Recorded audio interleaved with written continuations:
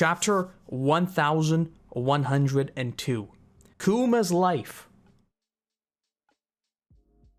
Well, I guess we're still in the flashback. That's number one. Oh god. Okay. Let's just get into it. Reader request: Bonney eating hot dog after hot dog being painstakingly prepared by ravenous wolves.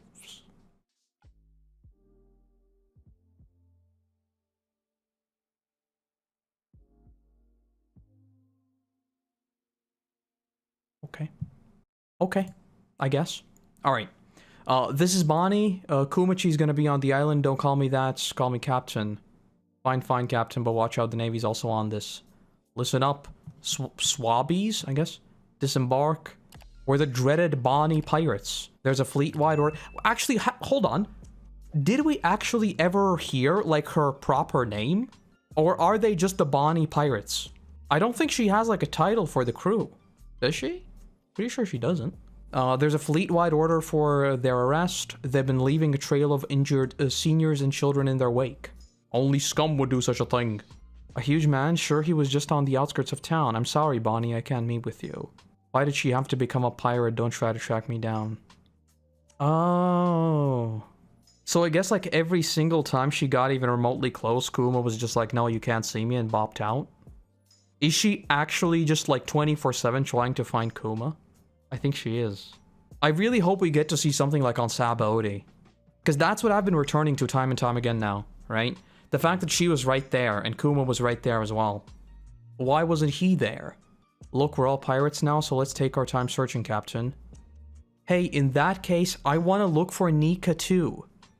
That way, when we find Daddy, he'll be so excited when I tell him, we saw Nika back at that island. Okay, listen. This whole Nika knowledge, an awfully large number of people suddenly know of Nika. Just saying. I'm just thinking about what's gonna happen back at Egghead. Because that's... we talked about this like a couple weeks ago as well. Right? The fact that Bonney has conveniently never seen Luffy in Gear 5. She hasn't even gotten a glimpse of what he looks like in Gear 5. The Luffy versus Lucci fight happened when she was wandering in the paths. And the Saturn, not the Saturn, the Kizaru stuff happened before she arrived. So she hasn't actually seen him yet.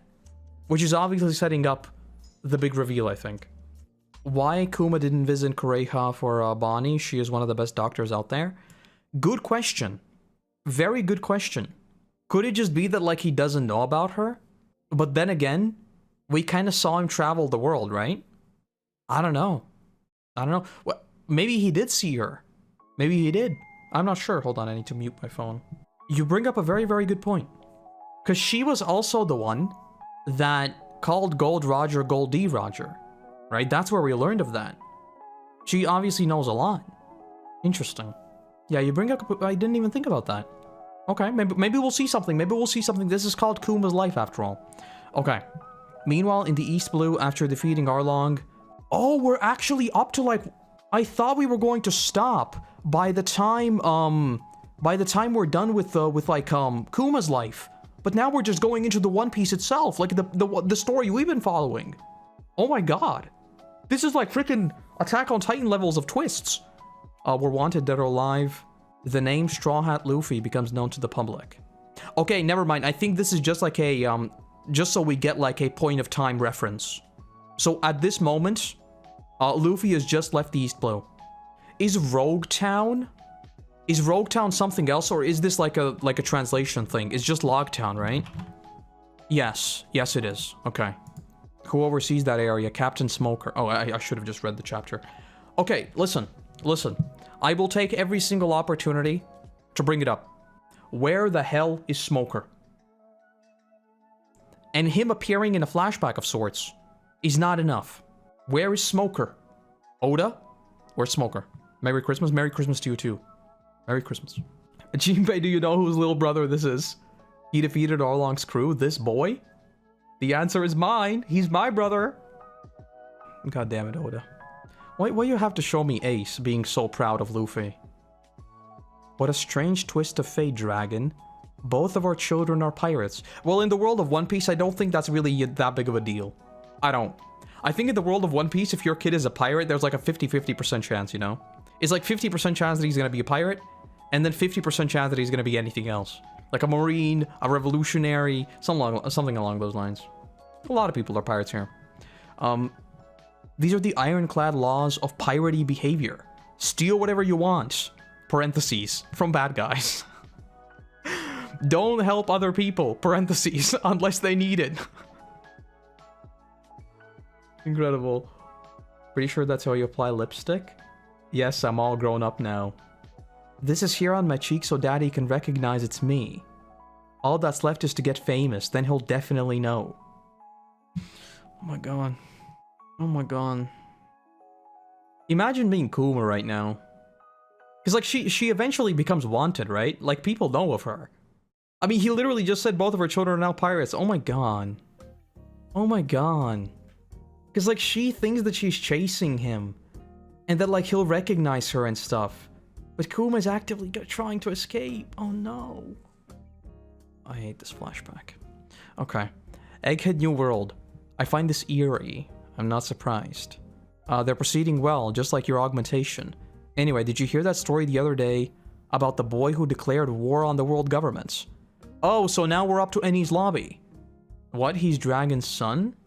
I might as well tell you now. You'll see all my memories eventually. Okay, listen. I think about Attack on Titan a lot, okay? I'm making a series on it. I think about seeing other people's memories a lot. You'll see all my memories eventually. This is literally like, let my memories teach you. Vegapunk saw his memories confirmed. I don't think it's confirmed, but it's strongly hinted at. The reason why I don't say confirmed is because would Vegapunk want to peek into them if he didn't need to? I do think that the mention, like, again, this is like a Chekhov's gun thing, right? The fact that Oda deliberately wrote in this line of dialogue saying, you'll see all of them in my memories eventually, it does make me kind of think that, yes, he did. I'm leaning on the side of that he did. But just in case he didn't, I wouldn't be totally surprised. Through some trick of fate, it's a man who challenges the government with the power of a rubber. Almost like Nika, the figure I admire so much. Listen, Kuma. Real quick, let me introduce you to the so-called duck test. Okay, it's very simple. If it looks like a duck, if it swims like a duck, and it quacks like a duck, it's probably a duck. So when you see Luffy, the Liberator, going around and liberating areas, and he has the power of rubber and looks awfully like Nika, it's probably him. Okay, let's see if he figures it out. Thriller Bark, Grand... Wait, hold on. With the power of rubber... Hold on. Oh, never mind. So Kuma said it said his body had properties like rubber. Not that they are rubber, but that they are like rubber. Okay, never mind. Because I distinctly remember reading this last chapter and I said it's the 5 Elder Clowns again, because like this amount of knowledge is known about it. But I guess not. So I guess he just assumes that it's something very similar. Okay, never mind. Okay. Oh, here we go. Thriller Bark. Okay, oh my god. Orders are orders. I am tasked with killing your entire crew. But I will spare all of you in exchange for the head of Straw Hat Luffy. Okay, listen. Real quick, self-plug. Just made a video about Thriller Bark. It's a great video. The government will be satisfied with that. Never. What a shame. Luffy is the man who'll become king of the pirates. If you are truly taking his place, then you must accept his agony. Even Knight might pass out from this one. I'm still kinda like, is there a hidden motive even behind this? Or is it just that he actually takes away Luffy's pain and makes Zoro take it? I don't think there's like a memory of Luffy's that he gave to Zoro or something, right? Now I'm getting into tinfoil conspiracies, right? There's like no way that Luffy has a memory of something important that Kuma took away and gave to Zoro instead. It's just pain, right? There is no like fourth dimension to this. But I absolutely love how this is like running another story parallel to the one we follow. I think I've said this like 100 times. Whenever you have moments like these, where you quickly blitz through the entire story we've been following, but from a different perspective, I just eat it up.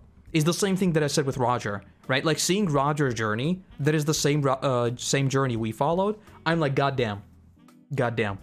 It makes me so happy. Okay, hold on, let me read that. Kuma knows about Nika thanks to his dad being a buccaneer, and giants are known for living 300 years, so having that long lifespans is easier to that knowledge. It's only 2 generations, for example. Saul D. Goodman, I'm just gonna fit that in there. Could have still been alive in the Void Century. I guess that's why Oda is leaving Elbaf for that late left in the story. Giants will know stuff. How old was Bragi and Dory? Do we know how old they were? Because you bring up another very, very good point. Okay, so they're 160 currently. Okay, listen, real quick. Another spin-up theory from what you just said. I'm gonna reference the tragedy that is Game of Thrones. Could it be that the world government is prioritizing these races that have these long memories because the way to control people is by taking away, like, their history, right? That's why they literally made the Void Century. They literally took away a part of history. So they could just be targeting these races that are like, because we know they were trying to replicate giants, right? But they haven't seemed to have attacked like Elbaf or something. So I don't know. Luffy and Zoro remembering things? Good point. Neither one of them probably remember. Well, Zoro remembers things. I think he just doesn't care about them. I think Zoro actually remembers a lot. It's just that he's like, oh yeah, right. That happened. Whereas Luffy just doesn't remember. Luffy needs like specific phrases, you know, like Pineapple Head, and then he remembers. Going after these races that just live longer and therefore could pass down these stories, I like that from like a very twisted angle. Of like striking where it hurts. It's not even necessarily like open war or anything. It's just that we methodically take away the people who could actually remember these stories. And once we're done with them, everything else falls into place. I like that. But then again, that just brings me back to the question of why they even allowed him to live at all. That's like the one thing that I keep asking myself is if the world governments is so bad and they're willing to take all of these things, why do they keep farming L's? Like at every single opportunity, they are farming L's. They shouldn't have let Kuma live. Like plain and simple. Okay, let's keep going. Oh, Sabaody! Let's go! It's a mandatory summons of the 7 warlords. Refusing will cost you your title. I'm thinking about like the I just call it the Berserk cape at this point. Like a normal cape just goes over your shoulders, right? The Berserk cape, it goes around like a scarf and then over your shoulders. That's the Berserk cape. Notice how there are like 2 versions of Kuma. The one with the cape is the revolutionary, and the one without is the warlord Kuma. And I'm wondering whether if we go back now and think about these capes, because we saw him with a cape, obviously in post-war where they were hiding, right? That was like a obvious implication of they are trying to lay low. But in here, for example, Kuma was meant to be there anyway. So why is he being super sneaky?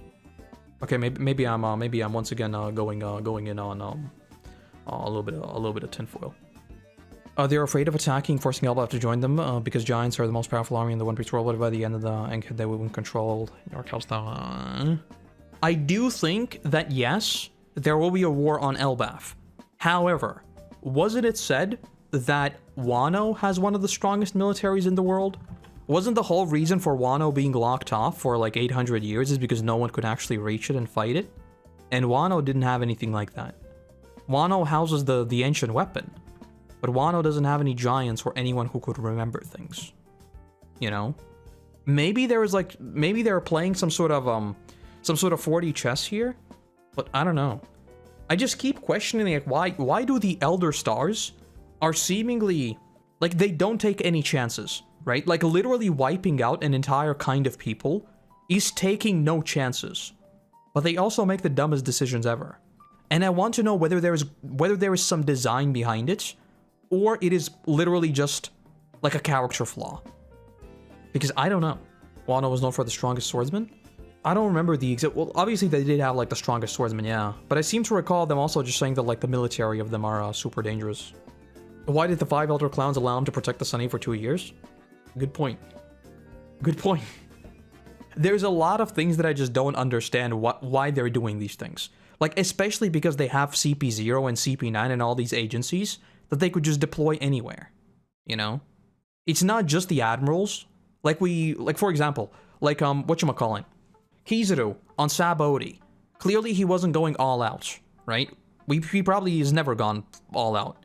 Ditto for Aokiji, right? Like, Aokiji was technically deployed for the Straw Hats, but he didn't do anything. But there are still like a dozen other people that they could deploy on the Straw Hats specifically. And anyone else they wish, right? Like, they summoned everyone for the war with Whitebeard. Why couldn't they do that for what they believe to be literally the biggest threat they could ever face? That's the one thing that I keep asking myself. Maybe there was some grand plan behind it and I don't know. Maybe they're constantly like fighting Dragon or something, so they can't like deploy their forces. Maybe there's like a huge, like, what would you call it? Like an underground war, I guess, you know? And they're constantly having to fight back against the revolutionaries. And that's why they can't go on these Hail Marys against like Luffy or something. Or Kuma for that matter. I don't know. Okay, let's keep going. Let's keep going. Aren't my seconds here yet? I'm gonna run out of food. More pizza! If you make too much noise, the Navy will come.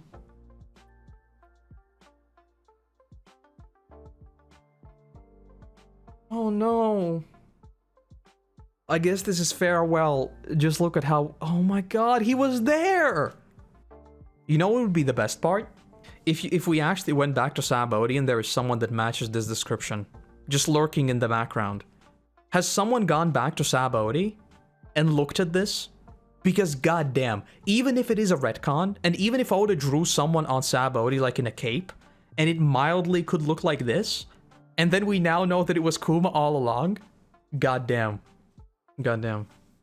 They don't know where Luffy is, and when they do, they send someone, Aokiji, Kuma, Kizaru, CP9.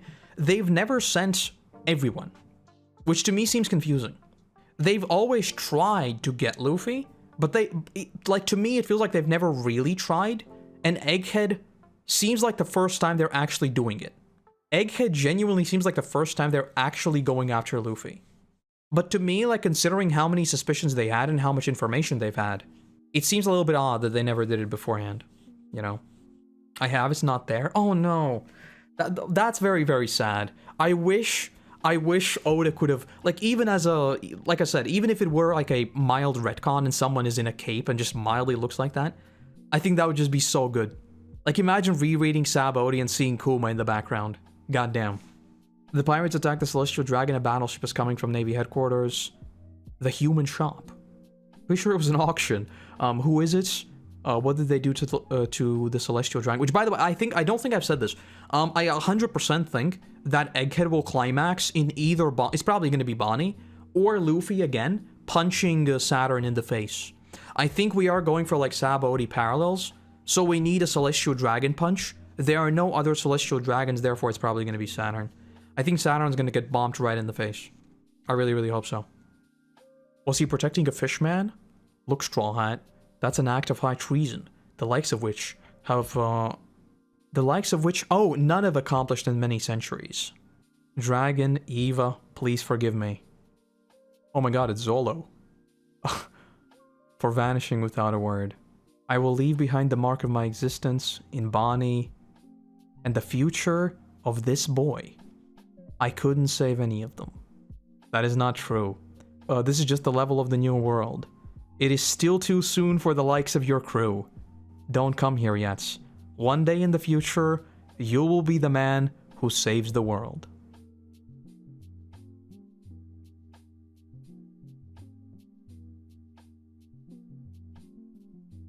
So is he... I'm wondering how much stock does he actually put in Luffy? Because saying, one day you will be the man who saves the world, that is like, I know who you are. Like, I know you are Nika. Or maybe it is the Azora High thing I've been babbling on about. Maybe Nika is just a concept, and he sees Luffy, and he sees what he does, and he learns more about him, and then after seeing what happened on Thriller Bark with Zoro, maybe he's like, you could be Nika. Because obviously we knew much of this before, right? The fact that, like, Kuma bops them and sends them to their perfect training places. I mean, we've all known this for a long time. But actually seeing the whole thing through, and like Luffy screaming out, I couldn't save any of them, and then we just hear Kuma's internal monologue, that is not true. This is just the level of the new world. I wonder if, because I talked a lot about this, in my Sabaody video, right? How perfectly calculated Kuma's like of bopping them is when he actually fights them. He first goes for Zoro. Zoro is their #1 fighter. Breaking Zoro is the Straw Hats done, right? You take out Zoro, everyone on the crew is like, oh no. Because Zoro is very strong. You know, he signals strength. So Zoro is the first one. And then he goes for every single fighter. And then he goes down the list and leaves Luffy for last. Did he think Luffy needs to see this? Is all of this Kuma just testing Luffy's mettle? Is all of this just like, if you are truly Nika, then you will still save this world, even after seeing all of this? Because goddamn, Kuma, you might be a good guy, but goddamn, why'd you make Luffy suffer? Sabaody broke the little man. Come on. It's sus to send everyone will question it. Remember, Luffy isn't the first Nika for... Maybe I am just putting in my own rationale a little bit too much, because let me level with you. If I was a celestial dragon, and there existed a person, one person, that was told to be the liberator of the world, and even if 800 years had passed since someone awoke the fruit, literally the moment I hear about it, I would erase it, and only then I would worry about people thinking it's sus. Because once the liberator Joy Boy is done, people can suspect whatever the hell they want. He's already gone, right? And it's gonna take a while for him to respawn. Then I can do all my other shenanigans. Maybe that's just me thinking of how I would do it, and that's what I mean. Like, maybe there is, like, method to what they're doing. Because to me, they're going soft on Luffy. Very soft. Very, very soft. I wouldn't send one admiral. I would just... I just completely annihilate everything that would ever live in order to get to him. I need Kuma to do the Nika dance. Same. Absolutely. I don't think he will. If he survives Egghead, I will be very, very happy. But I don't think he will. At least I don't think it will be Kuma as we know Kuma. Knowing Luffy is Dragon's child and everything Dragon is trying to do for the world, it kind of makes sense for Kuma to believe Luffy could be Nika. And that's what I mean. Does he think Nika is just one predestined person? Or does he think Nika could be anyone? Because I think if Nika is just like a metaphorical figure, then 100% yes, I do think... Because like even on Thriller Bark, the words he chooses is explicitly, he's your son after all, Dragon. It's like, of course this is him, because he's Dragon's son. Dragon is a Mega Chad, so of course that's Luffy as well, right? It does seem like he's almost certain though. Okay, let's keep going. Before we keep going, I wonder how Ace plays into all of this. I don't remember how many people knew that Ace is actually Roger's son. I think it was basically no one. Because I think that is like another line of thinking that could be worth exploring. Only Luffy, Sabo, and Garp? Yeah, I don't remember. Because I think like the son of the Pirate King, and the fact that like his execution was also such a big deal because he is the son of the Pirate King and thereby you sort of kill the Pirate King's lineage. That's something that could be interesting to think about. But yeah, if no one knows of it, then I guess not. I don't remember, honestly. Okay. A self-destruct switch? How afraid of Kuma are you anyway? You are the one who turned him into a terrifying human weapon.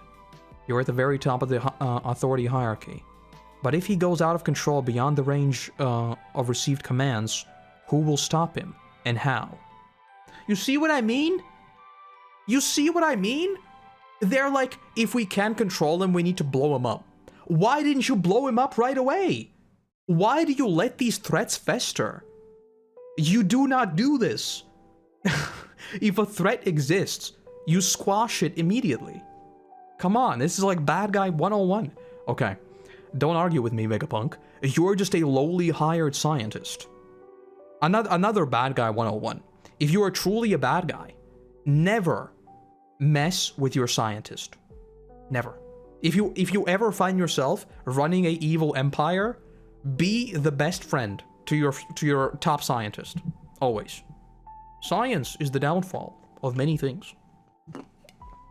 I've just invented a neural pathway that can switch between mental states like dual personality. Dual personalities. You know how science is often inspired by nature? What if this invention of neural pathways isn't just like a... Because, I mean, obviously split personalities do exist in the real world as well, right? But we're talking about One Piece. But what if this is somehow derivative of Blackbeard?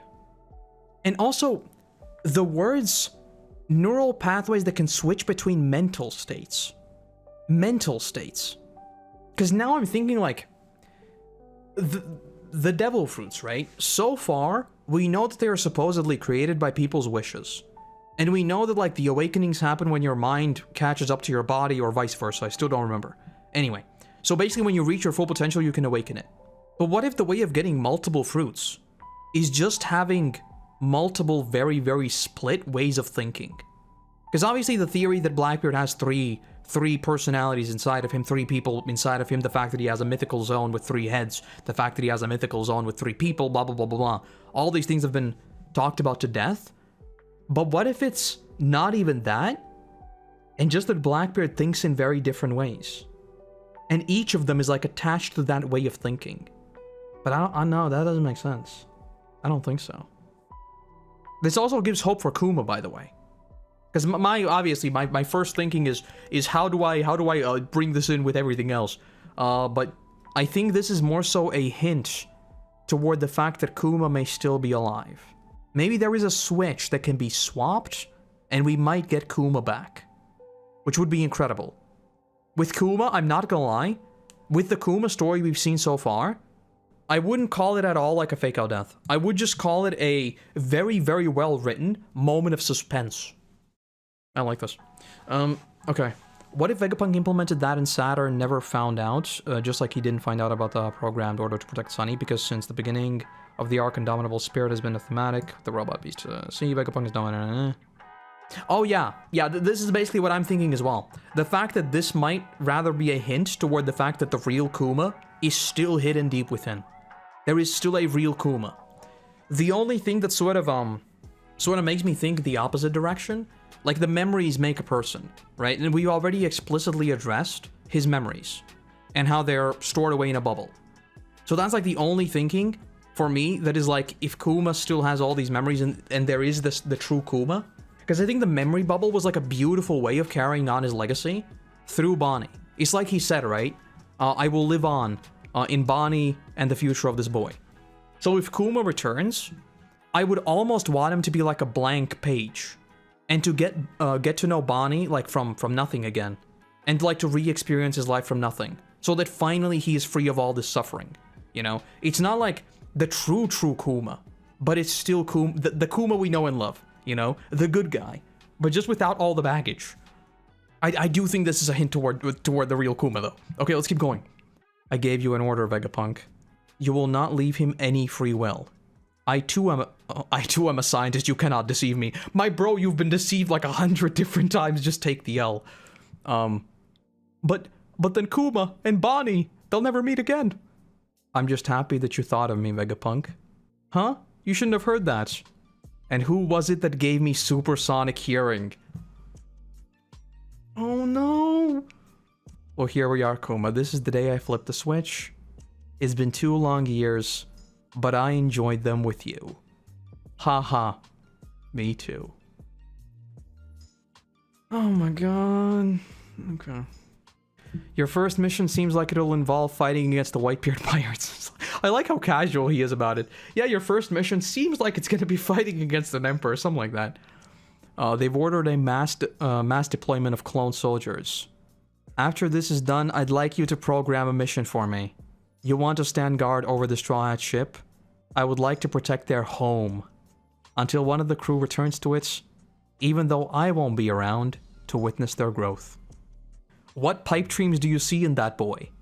Okay, yes. Yes. Yes. It is exactly what I said. Something in his actions shakes the very core of my being. Nika is only a legend, but I instilled into Bonney the stories of a warrior who rides the rhythm of liberation and brings smiles to all. If there is a hero who will bring a great transformation to the sea, I'm gonna flip the page, I think it must be him. Okay. I do think, yeah. Okay, is this like a confirmation that yes? Like, Nika could technically be anyone. If that's what it is, I would almost like it more, because that would sort of work to explain why they're not that bothered about the Gum Gum fruit specifically. Because there are a lot of other fruits that could also be Nika. And that's what I talked about with the Hands of Liberation, right? With Kuma. Like, all of these people could technically be liberators, and that's kind of what the One Piece story is all about. Anyone could become a legend if you're just like a cool dude. It doesn't really matter what your lineage is. And in a weird way, this is going to sound very, very messed up, but in a weird way, I feel like Ace's death solidifies that. He is like the son of the King of the Pirates, but that didn't matter. It didn't matter at all. He died all the same. So it sort of explains that in both directions. Bonney saw all this, so she also now knows/believes Luffy is/might be Nika. There's another reason why she was really happy talking to Luffy. Oh my god, yes! I didn't even think about that, because it was like, Bonney, why are you so happy? It's nothing. I heard you crying all night. She was running, like, right next to Luffy. Wasn't she? It might be that, yeah. It might not be, like, the reason, like, I guess the question that would pop up is, why hasn't she mentioned it? It might just be like she believes in him, just like Kuma did. Like, literally as we see in his memories. He has never said this to anyone. It's just like, I think it's going to be him. And deep in her heart, Bonney is now like, I think this is the guy. I'm not going to say anything about it, but I think this is him. Oh, I like that. That's cool. I mean, I said this like 5 chapters ago. I do think Bonney is sailing with us, and I do think she's going to be like Law. I think Bonney is our personal anchor to the world government in the same way that Law was with Doflamingo, right? She has a very, very personal connection to them. And I think she will sail alongside us in the same way that Law did. Lilith said that the Mecha Shark were ordered to scout and fire at intruders, but it keeps trying to eat ships, referring to its initial instinct. Do you think Kuma will act on the same end to save Bonney? That is what I thought might happen, yes. I thought the way we would wrap this up, like with the whole reverse Sabaody thing, is that Kuma will arrive and bop either all of our enemies or the Straw Hats again, but now this time it's not like a crushing defeat. This time it's like 100% to save them. And we could even get a line between him and Bonney. Something along those lines. So yeah, I do think there might be some sort of primal instinct here. Which also makes me ask, the whole sentience angle, right? Remember how at the start of Egghead, we talked a lot about what could happen if like Egghead itself became sentient or something. We talked a lot about that. I think that could be an interesting angle to explore with this as well. In terms of all these robots, right?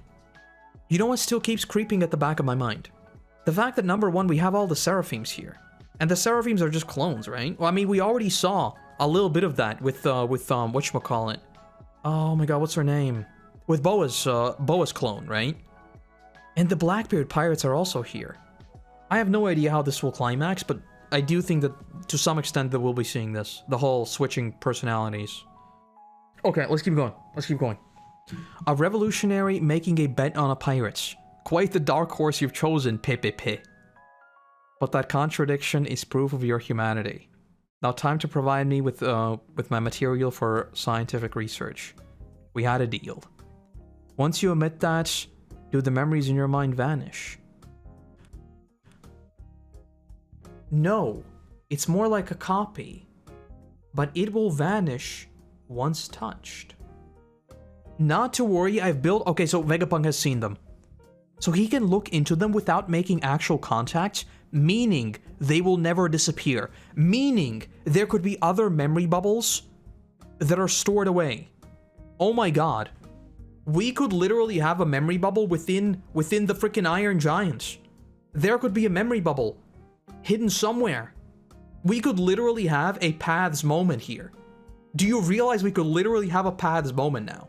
Because we talked a lot about this, like the fact that the bubbles are attracted to the person, and the fact that you could somehow like keep the bubble in stasis. We talked a lot about this. Now we know that yes, 100%, you can keep the bubble in stasis, and you can even access it without making contacts. So is it really that big of a stretch to say that there is someone during the Void Century when they had like the super advanced kingdom, there might be memory bubbles just sitting around with the same tech? Maybe.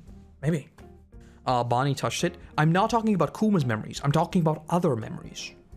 And I'm talking about who else might have accessed Kuma's memories before Bonney touched them. Because yes, I do think Bonney touched them and now they're gone. Which kind of invalidates my theory that we might broadcast Kuma's memories, which I think would be very cool. We still could do it. We still could do it if Kuma repels Bonney's memories of Kuma's memories. We could still technically do it. My theory is Vegapunk will lose all of his knowledge after I he has to... Yeah, like the whole Vegapunk being too smart. I mean, again, I think I've said this like 100 times because all these plot lines are now intertwining. I don't think Vegapunk can realistically sail with us because he knows too much. It's like the same reason why Yamato could sail with us. Like, Yamato just knew too much. You know, it's the same thing with Vegapunk. If Vegapunk sails with us, I mean, come on. He's a walking encyclopedia. And Vegapunk is not like Luffy, who knows things, but he just doesn't say them until they're relevant. Friggin' put Vegapunk and Robin in a room, and in 3 chapters, we'll know everything about One Piece. It'd be ridiculous. Oh my god. So that's my life. How much of a nuisance was I in the end? Well, what is life but being a series of nuisances? Oh my god. Oh my god. I hate this so much. Can we please let this man rest? Why did you have to show me this? He just keeps huffing and puffing. Oh my god. This is such a powerful page. Oh my god. She'll survive. I'm so glad. Thank you. This is not very Christmassy, Oda. Come on, man. Repeated panels of Kuma. Yeah. Like his whole life has been running and he's just huffing and puffing. And in between, there are these moments of purity. Kuma, Kumachi, Kumachi, Daddy. And he's just like, he's suffering through all of it. Like, if you really think about it, he was living like 2 lives all along. It's not even a case of like Vegapunk flipping the switch. Like, in many ways, Kuma's entire life was always this split between the ultimate struggler and like the most pure, hopeful, happy little guy ever. Oh my god. Please let them reunite. Just for, oh my, Oda, please. Please let them reunite. He tripped thinking of Jenny? Oh my god, he did, didn't he? I didn't even think about that. And he sees, oh my no. This really has that, like, struggle and then struggle some more vibe. God damn it, Kuma. Oh wait, there's more. Oh, no, okay. Oh no. Your death is a nuisance to every person who's ever known and loved you.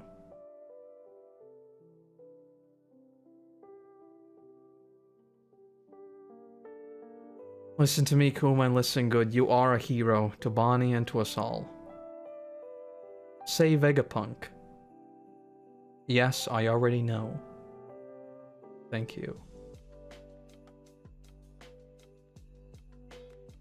Oh my god, I just read the final panel! Oh no!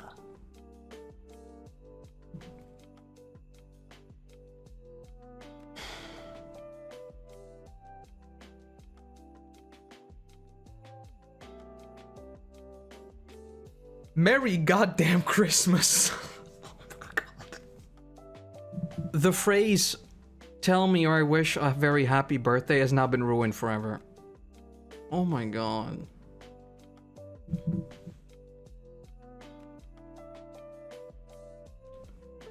Okay, I know recency bias is a very real thing. But is Kuma's flashback like literally the best thing Oda's ever written? Because I think it just might be. Your death is a nuisance to every person who's ever known and loved you.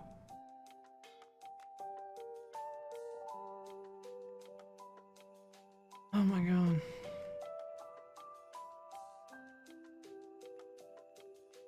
Last panel actually gave me full watery eyes. I don't blame you. And I also don't blame Bonney for crying the entire night, as we heard. And the fact that freaking Vegapunk is just on his knees and wailing. Please tell me it's over. Oh, it's over. Yes. Okay. It's such a beautiful story, too. The fact that, like, the last things he ever says is thank you for saving Bonney. And if you should see her, just pass on a message. Tell her I wish a very happy 10th birthday. Like, even in the face of all of this, right, we talk a lot about, like, whenever we read a villain's backstory, we always talk about how, oh, look at all the travesties that happened to them. Look at all the trauma they've been through. Look at all the horrible things they've done. Clearly, we understand them, right? We don't excuse their actions, but we understand how they became this evil little creature, you know? That's like how we always look at villains. The best villains are the ones you understand. You don't need to empathize with them, but you understand them. And then Oda comes in here and writes the most tragic goddamn thing for Kuma, who never did a single evil thing in his life. And at every opportunity, he tried to be the good guy. But he was just never allowed to. And even when he's literally being turned off, he just says, thank you for saving Bonney. It's not even his real daughter, by the way. And that's what I mean, like, anyone could be Nika. Like, are you really going to look at Kuma and tell me he couldn't be Nika? If something had happened differently? This guy is the purest man to ever live. Oh my god.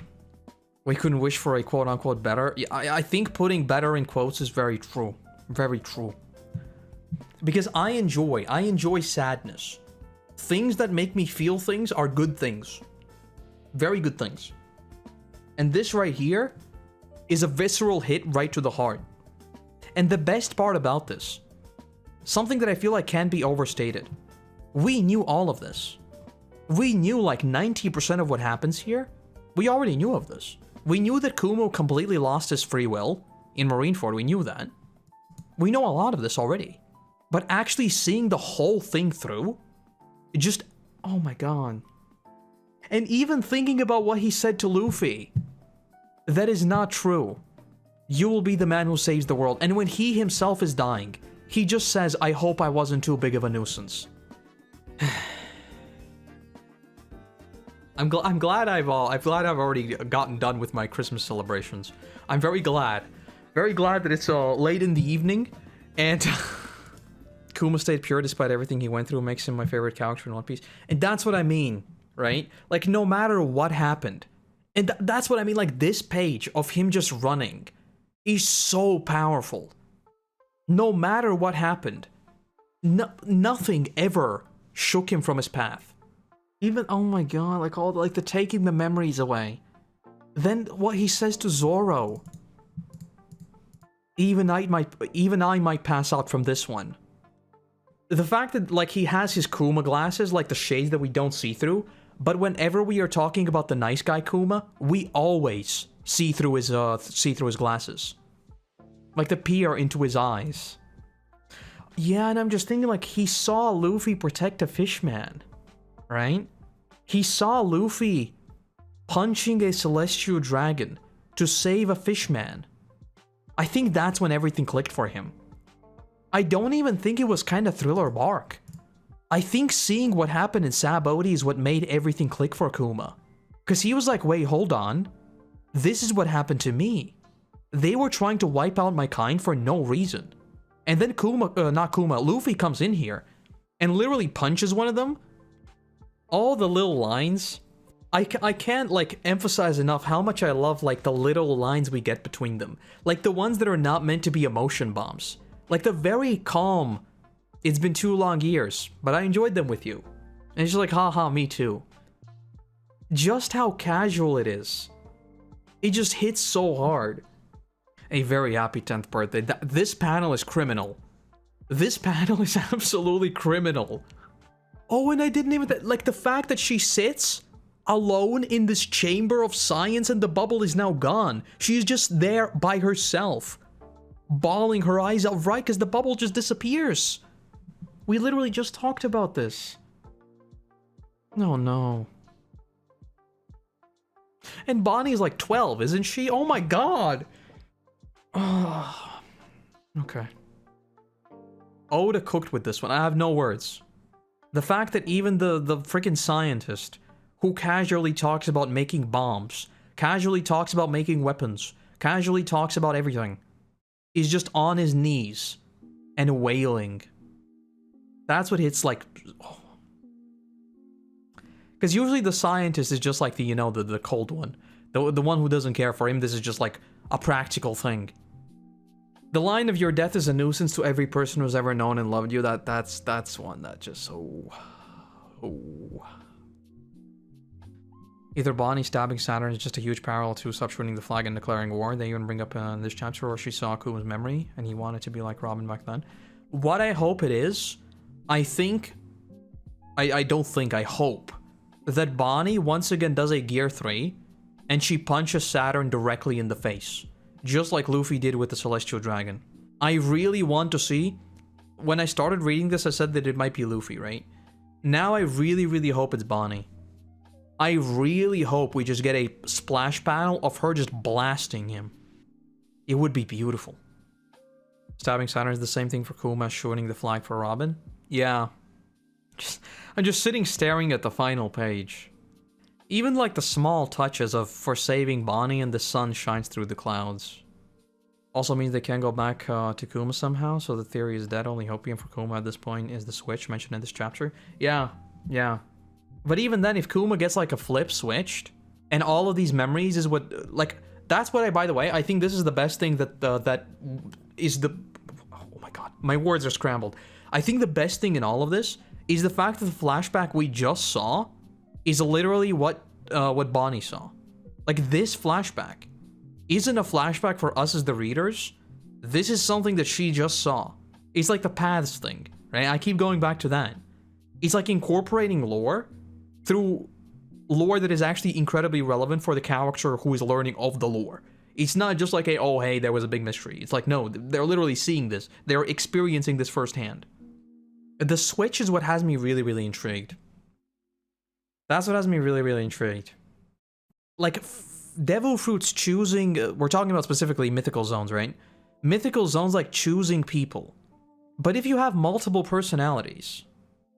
If you genuinely have, like, multiple different ways of thinking... Would the Devil Fruits choose the two different people? That's what I'm curious about now. Because, like, I mean, at that point, it's kind of a philosophical debate. What makes you you? Is it your experiences? Is it the way you think? Is it just your flesh and blood? I don't know. Could be interesting, though. Because then we have Blackbeard. I don't think Blackbeard has been a test subject of Vegapunk. Right? I don't think so. Which, by the way, don't you find it kind of interesting that Kuma is wiped just as we are entering Marineford, and Marineford is where Blackbeard yoinks the fruit. And that's when we're talking about split personalities. Interesting.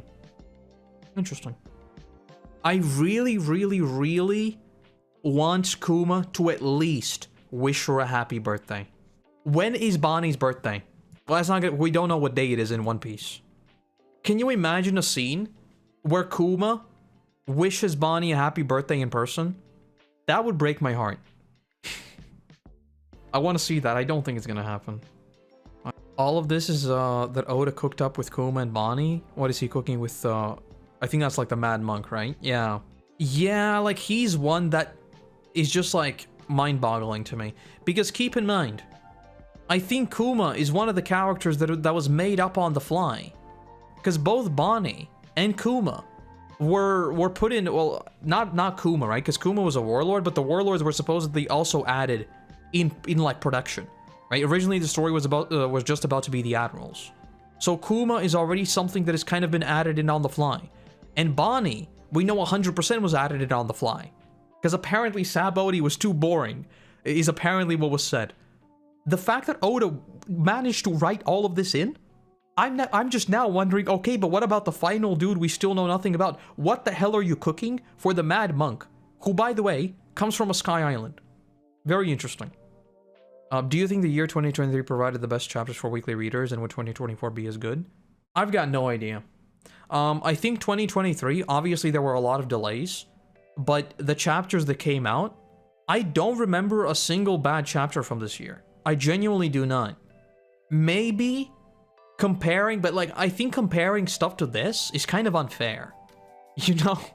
Like, looking back, maybe some of the murder mystery on Egghead went on for like a chapter, maybe two, too long. But I don't think so. I think that is comparing it to this. And this is like literally absolutely no internet statements, no exaggerations, nothing aside. I genuinely think this is peak fiction right here. This is so good. This is completely retextualizing the story you've been following for literal years. And for 1,000+ chapters. Just completely changing the way we view a character. This is insane. 2024 though. If 2024 is Elbaf, and we see freaking Robin reunite with Saul D. Goodman, well then. Well then. She's the little kid that saw Luffy's crew shoot down the flag, now she's copying it?